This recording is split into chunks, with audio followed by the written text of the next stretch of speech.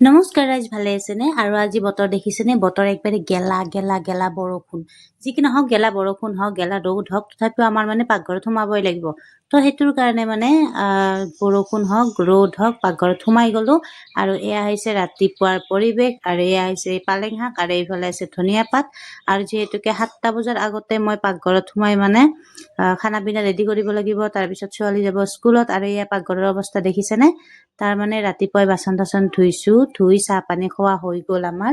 শহুৰ দেউতাকো দিলো, আমিও খালো, আৰু খাই লৈ এতিয়া ভাতৰ পাকত সোমালো। আৰু এয়া এতিয়া দেখিছেনে, মই ধনিয়া পাতৰ চাটনি বনাম। আৰু ধনিয়া পাতৰ চাটনিখিনি হোৱাৰ পিছত এইফালে মই দি দিছো এওঁৰ কাৰণে মানে বাঢ়ি ৰাখিছো ভাত। আৰু ছোৱালী এতিয়াও উঠা নাই, এওঁ আজি অলপ সোনকাল গ'ল। তো সেইটোৰ কাৰণে মানে এইফালে এওঁক ভাত দি দিলো। আৰু যিহেতুকে আজি বৰষুণ বতৰ, আৰু বৰষুণ মানে কি, বৰষুণো বতৰ আৰু ঠাণ্ডা। আৰু এইফালে আমাৰ সকলোৰে গলৰ বিষ মানে আমাৰ ঘৰৰ।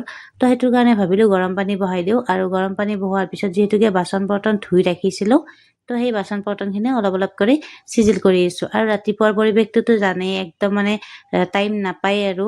আৰু এইফালে ছোৱালীকো মাতি দিব লাগিব, যিহেতুকে তাইও স্কুলত যাব। আৰু বৰষুণ বতৰত সিহঁতেতো উঠাৰ একেবাৰে এনেই মাষ্টৰ, তাতেতো আৰু বৰষুণ দিছে।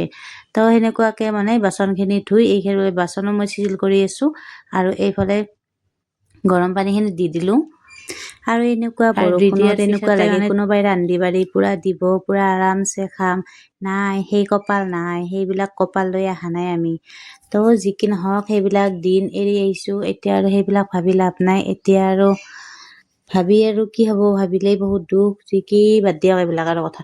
তো এইফালে মই মানে বাচন টাচনবিলাক পুৰা চিজিল কৰি আছো। আৰু যিহেতুকে ৰন্ধা বঢ়া সময়ত মানে বাচনবিলাক পুৰা উল্টা পুল্টা হৈ যায়। এই ৰংগুড়া টেমা ক'ত বা যায়, নিমখৰ টেমা ক'ত যায়।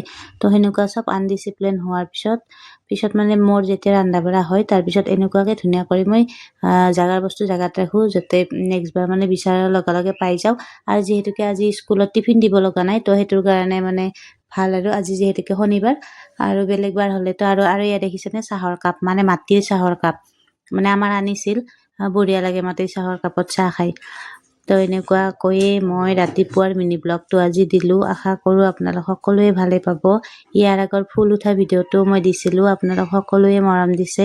তো ভাবিলোঁ আজি ছোৱালীক স্কুলত যোৱাৰ আগৰ পৰিৱেশটো মই দেখাওঁ।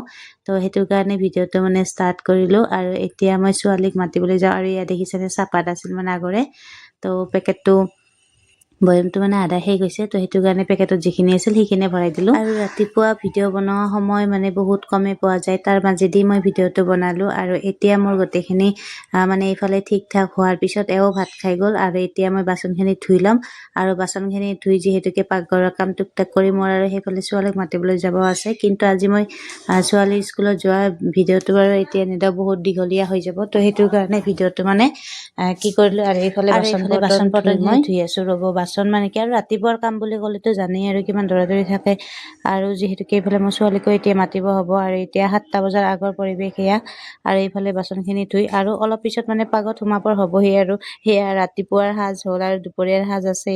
আৰু এইফালে বাচন ধোৱাৰ পিছত এইফালে যিহেতুকে গেছ, আৰু মোৰ এইটো ভাল অভ্যাস নে বেয়া অভ্যাস মই নাজানো বাৰু, কিন্তু মই যিমান বাৰ ভাত ৰান্ধিম বা চাহ বনাম, যি কি নবনাওঁ, মানে মোৰ গেছটো মানে মুচিবই লাগিব। মোৰ এইটো ভালে অভ্যাস নে বেয়া অভ্যাস মই নিজে নাজানো। মানে যিমান বাৰ ভাত বনাম, অলপ পিছত মই ভাত বনাব যাবই লাগিব বা চাহ বনাব যাবই লাগিব, তথাপিও মানে মই গেছটো মুচিমেই।